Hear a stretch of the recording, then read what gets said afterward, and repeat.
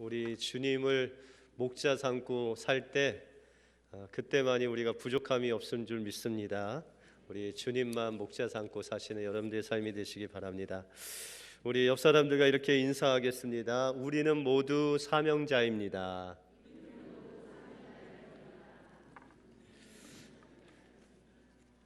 여러분들 모두는 주님께서 주님의 일을 맡겨 드리신 사명자이심을 믿습니다. 사람에게는 네 가지 중요한 만남이 있다고 합니다. 그 영어 그 앞글자를 따서 네 가지 M이라고 합니다. 첫 번째 M이 마스터입니다. 주인입니다. 여러분들 주인이 누구시죠? 여러분들 자신입니까? 예, 주님이시죠. 그렇죠? 주님이 여러분들의 주인으로 다가오실 때 그것이 아주 귀중한 만남이 됩니다. 두 번째가 메이트입니다. 배우자입니다. 여러분들이 가까이 있는 배우자가 아주 중요한 만남이고요. 세 번째가 멘토입니다. 스승. 여러분들의 스승은 누구시죠? 예, 주님이시죠. 예, 주님이 우리의 스승이 되셔서 우리의 삶을 멘토하시고 인도하시는 분이 바로 우리 주님이십니다. 마지막으로 사람은 아니지만 하나님이 우리에게 주신 귀한 만남이 있습니다. 그것이 미션입니다. 사명입니다. 하나님께서 여러분들에게 주님의 증인으로 임명하셨습니다. 그것이 우리의 사명인 것입니다. 창조주 하나님이 만드신 모든 피조물에도 이런 사명이 있습니다. 화초는 아름다운 꽃을 통해, 또한 새들은 아름다운 소리를 통해서, 짐승들은 고기와 가죽, 털로 하나님을 찬양하고 사람들에게 기쁨을 안겨주는 것이 그들을 창조한 사명이고 목적이라는 것입니다. 특별히 사람을 하나님의 형상으로 만들어 주셨는데, 그렇기 때문에 우리에게는 특별한 사명과 하나님께서 우리에게 만드신 그 목적이 있다는 것입니다. 그래서 사람은 3번 태어나야 된다고 합니다. 그 첫 번째가 육신으로 태어나는 것, 두 번째가 영적으로 거듭나는 것, 세 번째가 무엇인지 아십니까? 예, 사명을 발견하는 것이 세 번째 태어나는 것이라고 합니다. 그리스도인들이 사명을 발견할 때 비로소 우리는 세상의 빛과 소금의 역할을 하기 때문입니다. 하나님은 사명을 발견한 사람들에게 그 사명을 감당할 수 있는 영적인 능력, 지적인 능력, 육적인 능력, 또한 경제력을 주셔서 하나님이 주신 그 사명을 감당할 수 있도록 인도해 주신다는 것입니다. 우리가 사용하는 이 마이크도 고장나면 고치듯이 우리가 사명자로 부르심을 받고 이 몸이 병들면 주님께서 우리를 고쳐서 우리를 쓰신다는 것입니다. 우리에게 물질이 부족하면 물질을 부어주시고, 우리에게 영역이 부족하면 영역을 부어주셔서 우리가 하나님의 사명을 감당할 수 있는 그 능력을 공급해 주신다는 것입니다. 그러므로 우리에게 주신 하나님의 사명이 바로 우리에게 축복이라는 것입니다. 구약 성경에 보시면은 하나님께서 우리를 구원하시기 위해서 메시아를 보내시기로 약속을 하셨습니다. 그런데 이 메시아가 이 땅에 와서 해야 할 그 사역들 또한 사명이 있습니다. 그것을 세 가지 부류로 구분해 놓으셨습니다. 그래서 하나님께서는 그 세 부류에게 하나님의 기름을 부으시고 세우셨습니다. 그것이 바로 여러분들이 잘 아시는 왕과 제사장과 선지자로 택하셨습니다. 그래서 선지자를 보내서 하나님의 그 메시지를, 복음을 전하게 하시고, 제사장을 통해서 그 우리의 백성들의 죄를 하나님께로, 또한 하나님의 그 속죄함을 사람들에게로 전하는 제사장으로 세우셨습니다. 또한 왕을 세워주셔서 하나님의 그 통치를 그 왕을 통해서 대신 보여주시는 하나님의 다스리는 사역이 바로 왕의 사역입니다. 이렇게 예수님께서는 메시아로 또 그리스도로 기름 부음 받은 자로 이 왕과 제사장과 선지자의 사역을 이 땅에서 복음 사역으로 보여주셨다는 것입니다. 오늘 본문을 통해서 주님께서 메시아로 이 땅에 오셔서 이 새 사역을 어떻게 복음으로 보여주셨는지, 또한 주님을 따르는 우리의 사명, 이 복음 사역이 무엇인지를 오늘 본문을 통해서 살펴보겠습니다. 먼저 예수님은 선지자의 사명을 가지고 이 땅에 오셨습니다. 이 선지자는 하나님 말씀을 전하는 자가 바로 선지자라는 것입니다. 오늘 본문 말씀 18절 첫 부분에 보시면 주의 성령이 내게 임하셨으니 이는 가난한 자에게 복음을 전하게 하시려고 내게 기름을 부으셨다라고 말씀하고 있습니다. 이것이 바로 선지자의 사역을 감당하시는 예수님의 사명을 보여주는 말씀입니다. 복음을 전하는 대상이 오늘 누구라고 말씀하고 있습니까? 바로 가난한 자라고 말씀하고 있습니다. 여러분들, 그러면 여러분들 다 가난한 자들입니까? 오늘 이 본문에 말씀하시는 가난한 자라고 했을 때에는 육신적인 가난한 자 외에 영적으로 가난한 자를 가리켜 말씀하고 있는 것입니다. 여기서 가난하다고 하는 말씀은 무엇인가에 결핍되어 있다는 것입니다. 무엇인가 부족함이 있다는 것입니다. 그런데 부족해도 많이 부족하다는 것입니다. 정말 죽을 만큼 무엇인가 결핍되어서 이제 그것을 내가 먹지 않고는, 내가 찾지 않고는 죽을 수밖에 없는 그런 심령의 갈급한 심령이 바로 오늘 나오는 이 가난한 자들의 모습이라는 것입니다. 우리가 요한계시록 3장에 보시면 이 가난한 자에 대해서 말씀하고 있습니다. 요한계시록 3장에 보시면 주님께서 7 교회에 대해서 말씀하고 있습니다. 그런데 이 7 교회에서도 가장 혹독한 책망을 받은 교회가 있었습니다.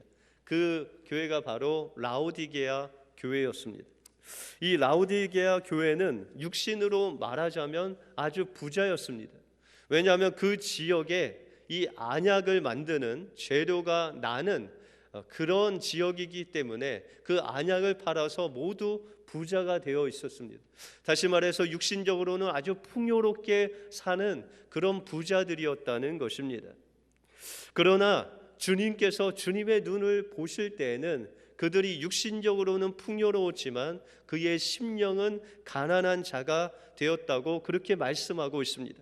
그래서 3장에 보시면 내가 말하기를 나는 부자라 부요하여 부족함이 없다 하나 내 공고한 것과 가련한 것과 가난한 것과 눈먼 것과 벌거벗은 것을 알지 못하는도다 라고 그렇게 말씀하고 있다는 것입니다.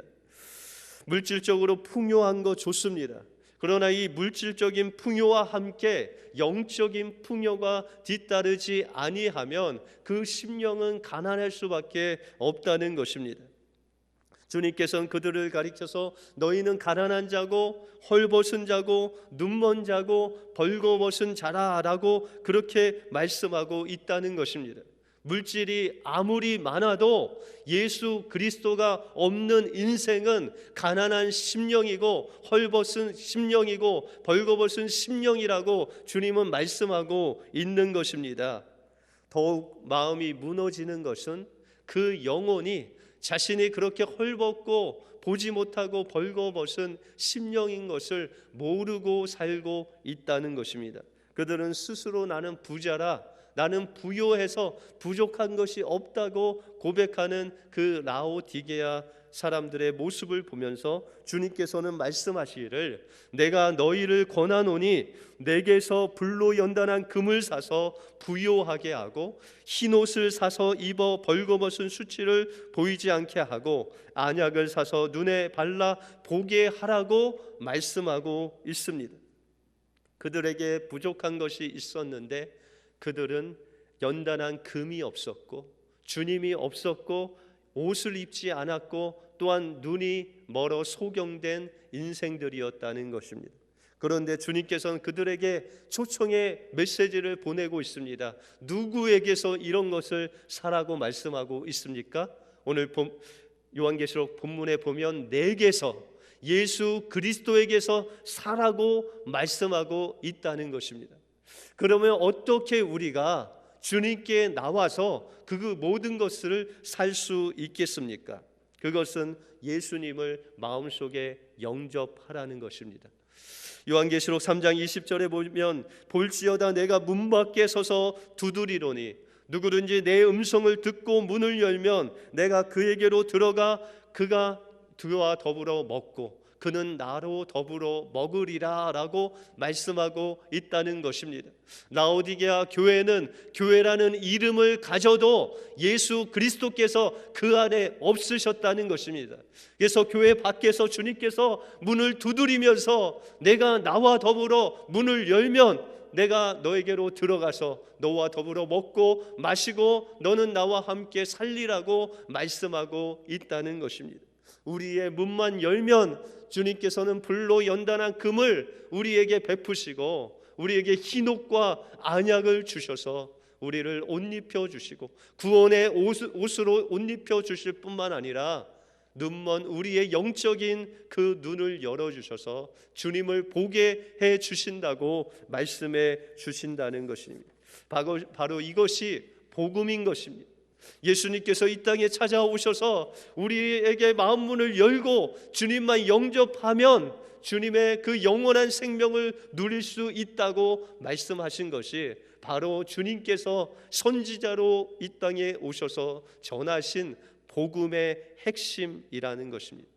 우리의 어두움을 밝히 비춰주시고 가난하고 헐벗은 우리에게 생명과 구원과 믿음을 주셔서 우리를 부요케 하시는 그 주님이 우리에게 선지자로 찾아오셨다는 것입니다. 주님은 거기에 멈추지 아니하시고 우리를 가리켜서 예수의 증인이 되라고 말씀하셨습니다. 다시 말해서 선지자로 오신 그 주님께서 우리에게 주님의 증인이 돼서 나의 선지자가 되라고 여러분들에게 사명을 주고 있다는 것입니다. 그래서 지금도 자신이 가난한지 부유한지 모르고 눈 멀고 헐벗고 구원의 옷을 입지 않은 자에게 예수 그리스도를 전하면 그들이 예수 그리스도를 영접하고 돌아오는 놀라운 역사가 일어나게 된다는 것입니다. 주님은 이 땅의 가난한 자를 위해서 복음을 전하시려고 선지자로 오셨습니다. 그 사명을 여러분들에게 또한 주셨습니다. 여러분들도 예수님께서 이 땅에 오셔서 주님의 복음을 전하신 것 같이 여러분들도 지금 세상에서 헐벗고 가난하게 있는 자들에게 주님을 전하심으로 그들이 돌아오는 놀라운 역사가 여러분들 통해서 이루어질 줄 믿습니다. 두 번째로 예수님이 우리에게 보여주신 두 번째 사역은 대제사장으로서 죄에 포로된 우리들을 자유케 하셨다는 것입니다. 제사장은 구약 성경에 보시면 이 백성들이 자신이 죄를 지으면은 예물을 가지고 그 제사장에게 줍니다. 그러면 그 제물을 잡아서 피를 흘리고 하나님 앞에 드릴 때 하나님은 속죄함의 그 메시지를 선포하십니다. 그러면 하나님의 그 속죄를 백성들에게 전달하는 것이 바로 제사장의 임무입니다. 또한 백성들이 병들어 있을 때 그 예물을 하나님 앞에 드리면 하나님께서 그 예물을 통하여 그 심령의 그 간절함을 들으시고 또한 그의 질병에서 고쳐짐을 선포하는 것이 바로 제사장의 역할이라는 것입니다. 죄를 씻고 또한 병을 낫게 하는 그 중보의 역할을 바로 제사장이 했다는 것입니다. 오늘 본문 말씀 18절 중반절에 보시면 예수님은 나를 보내사 포로된 자에게 자유를 눈먼 자에게 다시 보게 함을 전파하셨다라고 말씀하고 있다는 것입니다. 우리 모두는 죄로 인해서 포로된 자들이라는 것입니다. 그래서 요한복음 3장에 보시면 주님께서 말씀하시기를 죄를 범하는 자마다 죄의 종이라고 말씀하고 있습니다. 로마서에는 모든 사람이 죄를 범하였음에 하나님의 영광에 이르지 못했다고 말씀하고 있다는 것입니다. 그러므로 우리는 모두 죄로 인해서 포로되고 또한 죄에 얽매인 인생으로 전락해 있다는 것입니다. 다른 말로 말하자면 우리는 다 죄에 중독된 사람들이라는 것입니다. 그런데 이 죄에 중독된 우리가 죄에서 해방 자유할 수 있는 것은 오직 그리스도의 보혈뿐이라는 것입니다. 제가 몇 년 전에 브라질에 단기 선교를 간 적이 있습니다. 그 브라질의 윗부분에 보시면은 마나우스라는 지역이 있습니다. 그 마나우스 공항에 도착해서 차로 한 1시간을 가고 또 배를 타고 들어가면 이 아마존의 원주민이 사는 그런 마을이 있습니다. 그곳에 가서 이제 사역을 하는데, 그곳에서 이제 사진을 찍기 위해서 제가 핸드폰을 가지고 갔습니다. 로밍은 하지 않고 그저 사진을 찍겠다라는 생각으로 핸드폰을 가지고 갔습니다. 근데 그 마을에 가서, 원주민 마을에 가서 사역을 하는데 이 손이 자연스럽게 핸드폰이 있는 곳으로 들어갔습니다. 한 30분마다 이 핸드폰을 체크하는 겁니다. 이메일이 왔나, 아니면 전화가 왔나. 로밍도 안 했는데 전화 올 것도 없고 전화할 것도 없는데도 계속 손이 갔습니다. 심지어는 카톡 소리가 환청으로 들렸습니다. 카톡하고 오는 것만 같았습니다. 그래서 가끔 놀래서 핸드폰을 봐도 카톡이 오지 않았습니다. 그래서 첫날은 그렇게 30분마다 핸드폰을 보면서 사역을 했습니다. 근데 둘째 날에는 조금 그것이 더디었지만 그래도 신경이 쓰였습니다. 한 3일째 되는 그 순간에 제가 핸드폰에서 자유함을 얻었습니다. 여러분들, 제가 핸드폰에 매이기 위해서 핸드폰을 계속 본 것도 아니지만 어느 순간에 제가 핸드폰에 매여 살고 있다는 것입니다. 여러분들, 죄라는 것은 내가 죄에 매이려고 매인 것도 아니고 내가 거짓말을 하려고 한 것이 아닌데 그냥 자연스럽게 우리에게 다가온 것이 죄라는 것입니다. 그래서 우리가 죄의 종이 되고 죄의 중독이 돼서 죄를 짓지 않고는 뭔가 허전한 마음이 우리 안에 있게 되었다는 것입니다. 이 죄에 중독된 우리 자신을 끊을 수 있는 것은 오직 예수 그리스도의 그 십자가의 보혈을 통해서만이 그 죄의 중독을 끊을 수 있다는 것입니다. 우리의 옛사람이 십자가에 못 박혀 죽을 때만이 우리가 죄의 중독을 이길 수 있다는 것입니다. 요한복음에 보시면 예수님이 사랑하시는 자매들이 있었습니다. 그 자매들은 나사로와 마르다와 마리아였습니다. 그런데 하루는 예수님께서 그들이 사는 곳에서 멀리 떨어진 곳에서 사역을 하시고 있었는데 이 나사로가 죽을 병이 걸린 것입니다. 그래서 오늘 내일 하고 있어서 이 마리아와 마르다가 사람들을 보내서 예수님이 빨리 오셔서 이 나사로를 낫게 해달라고 그렇게 소식을 전했습니다. 그런데 어찌된 영문인지 예수님이 그 소식을 들었음에도 불구하고 예수님은 사역을 멈추지 아니하시고 그곳에서 이틀이나 머무시면서 사역을 하시는 것이었습니다. 그리고 이틀이 지난 그때에 예수님이 나사로에게 가시는 것이었습니다.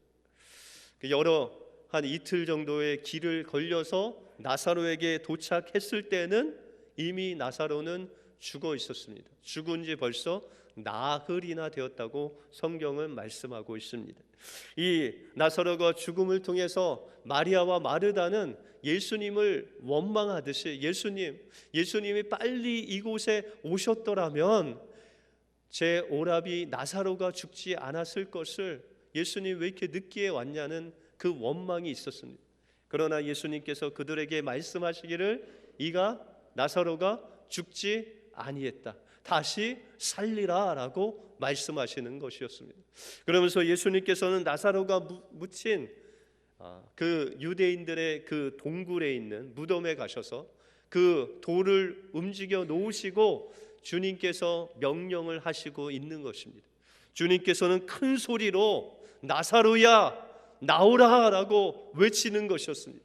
그랬더니 이 나사로가 배를 동인 채로, 그 죽은 그 시체가 일어나서 배를 동인 채로 더벅더벅 걷고 오는 것이었습니다. 분명히 마리아와 마르다는 이야기하기를 그가 죽은 지 나흘이나 돼서 벌써 시체에서 냄새가 납니다라고 했는데도 불구하고 주님의 이름으로, 주님의 말씀으로 나사로야 나오라 명령하시니 죄와 사망에 중독된 나사로가 그 권세가 깨어지고 그가 다시 살아나 그 무덤에서 걸어오는 놀라운 역사가 일어났다는 것입니다. 예수 그리스도의 능력만이 죄와 사망으로 중독되고 얽매인 우리의 그 죄와 사망의 권세를 깨뜨리시는 놀라운 역사, 놀라운 능력이 그곳에 있다는 것입니다. 그 하나님의 능력을 우리에게 주셨다는 것입니다. 예수 그리스도께서는 이 나사로의 죽음까지도 그 몸에 다 짊어지시고 제사장으로 그를 치료하시는 주님의 모습을 우리가 볼 수 있다는 것입니다. 그래서 마태복음 8장 17절에 보시면 이는 선지자 이사야로 하신 말씀에 우리의 연약한 것을 친히 담당하시고 우리의 병을 다 십자가에서 짊어지셨다고 말씀하고 있습니다. 주님께서 우리의 죄와 사망의 권세를 다 그 몸에 지시고 십자가의 죽으심으로 인해서 우리가 나음을 얻었다는 것입니다. 이것이 대제사장으로서 이 땅에서 복음 사역하신 예수님의 모습입니다. 그런데 주님께서 우리에게 말씀하시기를, 베드로 사도를 통해서 말씀하시기를 너희가 왕 같은 제사장이다 라고 말씀하고 있는 것입니다. 여러분들이 예수 그리스도의 이름의 권세를 가지고 죄와 사망을 향해서, 질병을 향해서 나사로야 나오라 명령했을 때 여러분들의 삶 속에서도 예수님이 우리에게 보여주신 그 기적이, 죄와 사망의 그 권세가 깨뜨려지는 그 권세가 여러분들 통해서 일어나게 된다는 것입니다. 바로 여러분들을 주님께서 제사장으로 세우셨다는 것입니다. 그러므로 여러분들도 저 죽어가는 사람들의 그 죄와 사망의 짐을 짊어지고 연약하고 아픈 자들의 그 아픔을 짊어지고 하나님 앞에 예수 이름으로 명령할 때 주님의 권세가 그곳에 일어나게 된다는 것입니다. 사망의 권세가, 죄의 권세가 깨뜨려지는 놀라운 역사가 여러분들의 그 선포함을 통해서 이루어진다는 것입니다. 하나님께서 주신 그 제사장의 사명을 이 세상에서 감당하시는 여러분들의 삶이 되시길 바랍니다. 마지막으로 예수님이 우리에게 보여주신 세 번째 복음 사역은 왕으로서 우리를 세상에서 해방케 하셨습니다. 예수님이 대제사장으로 죄에 중독된 우리를 자유케 하셨다면 예수님은 왕으로서 눌리고 학대받는 우리들을 해방시켜 주셨다는 것입니다. 오늘 18절 하반부에 보시면 눌린 자를 자유케 하셨다라고 말씀하고 있습니다. 여기서 눌렸다는 단어는 학대받다라는 그런 단어입니다. 여러분들 누구에게 학대를 받으십니까? 여러분들 학대라는 단어는 여러분들의 의지와 상관없이 타인에 의해서 정신적으로 또한 신체적으로 말로나 폭력적인 행동으로 억압되거나 상처를 받는 것이 바로 학대를 당한다는 것입니다. 이 학대를 받는 것들, 여러분들의 육신적으로는 학대를 받지 않더라도 여러분들의 영혼이 학대를 받고 왔다는 것입니다. 그런데 이 학대의 배후에는 원수악한 마귀가 있다는 것입니다. 여러분들, 하나님께서 모든 만물을 창조하시고 그 에덴 동산을 다스리는 권세를 아담과 하와에게 주셨습니다. 그런데 이 아담과 하와가 선악과를 먹음으로 뱀에게 져서 무릎을 꿇고 그 모든 권세가 마귀에게 넘어간 것입니다. 그래서 성경에 보면 공중 권세 잡은 자, 세상의 왕을 이 마귀로 표현하고 있다는 것입니다. 우리는 죄로 인해서 이 마귀에게 학대받는, 그렇게 눌려 사는 그런 죄된 인생이 되었다는 것입니다.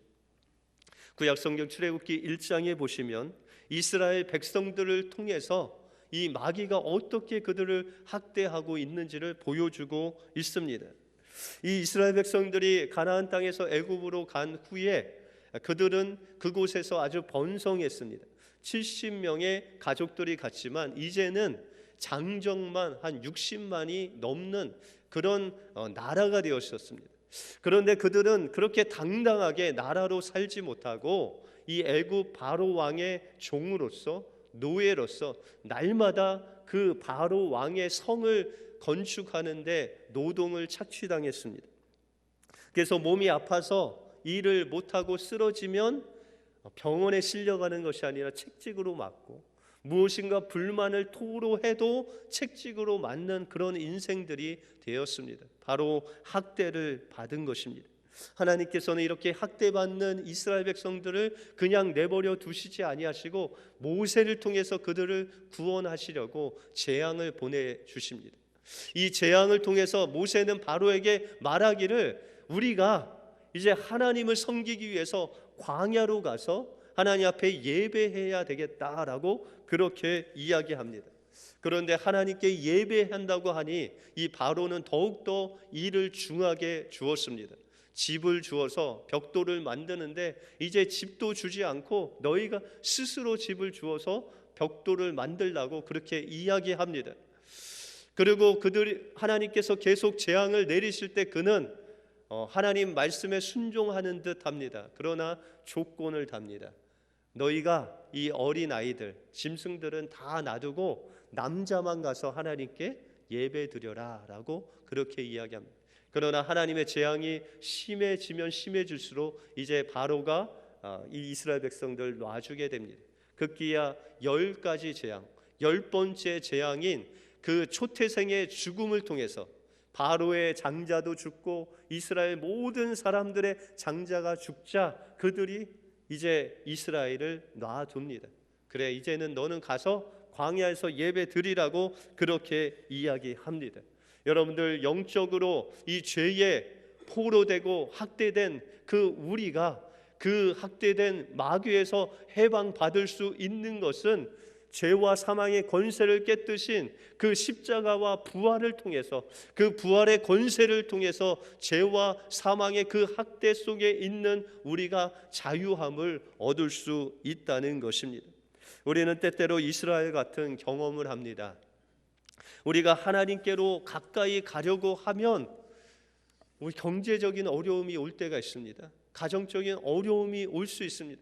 우리가 더 예수 그리스도께로 다가가고 더 예배를 드리고 더 하나님 앞에 기도함에도 불구하고 우리가 어려움을 받는 것은 원수악한 마귀가 그렇게 하는 것입니다. 우리를 하나님께로 가까이 가지 못하도록 그렇게 방해하는 것입니다. 그럴 때마다 우리는 포기하지 않고 우리의 왕 되신 그 주님을 의지하고 나사렛 예수 그리스도의 이름을 선포하며 나갈 때 우리 왕이신 주님이 우리에게 승리를 안겨다 준다는 것입니다. 인도의 선교사로 잘 알려진 스탠드 존스라는 선교사님이 있습니다. 근데 이 스탠리 존스 선교사님이 인도에서 몇십 년 동안 선교 사역을 하면서 하나님의 그 이름으로 엄청난 사역을 했습니다. 병든 자를 고치고 안진뱅이를 일으키고 하나님의 그 권세가 나타나는 그 선교 사역을 했습니다.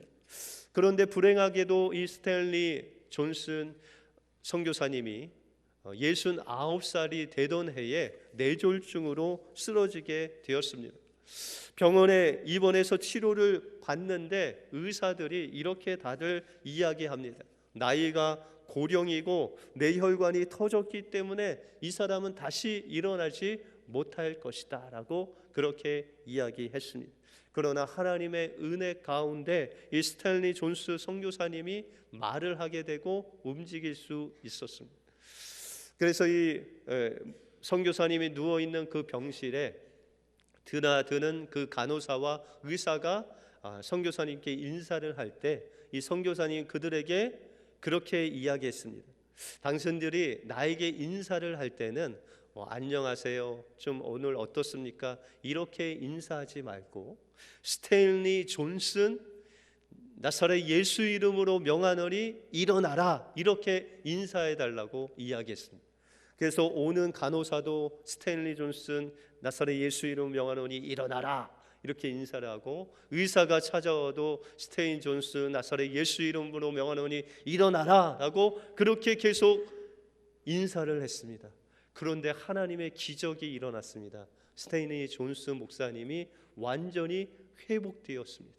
주님의 이름의 권세, 왕의 권세가 그 죄와 사망에 그 눌려있는 스테인리 존슨 목사님의 그 병을 낫게 해 주신 것입니다. 그 후로 이 선교사님이 인도에 다시 가서 20년 동안 거의 90세가 되기까지 하나님의 능력 있는 그 복음을 전달하였다는 것입니다. 하나님의 이름에, 주님의 이름에 권세가 있습니다.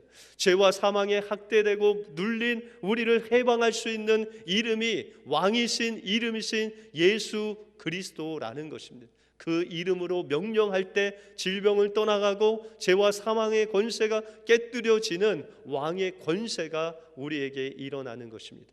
이 이름을 사용할 능력을 여러분들에게 주셨다는 것입니다. 여러분들 왕 같은 제사장으로 하나님께서 세워주셔서 세상에서 죄로 인해서 눌리고 억압되고 학대받는 그 영혼들에게 나사렛 예수 이름으로 선포할 때 여러분들 통해서 그 죄의 권세가 깨뜨려지고 주님께로 돌아오는 놀라운 역사가 일어난다는 것입니다. 그 권세를 하나님께서 여러분들에게 주셨다는 것입니다. 주님이 주신 선지자, 주님이 주신 그 제사장, 왕의 그 사명을 받으시고 세상에 그 역할을 감당하시는 여러분들의 삶이 되시길 바랍니다. 기도하겠습니다.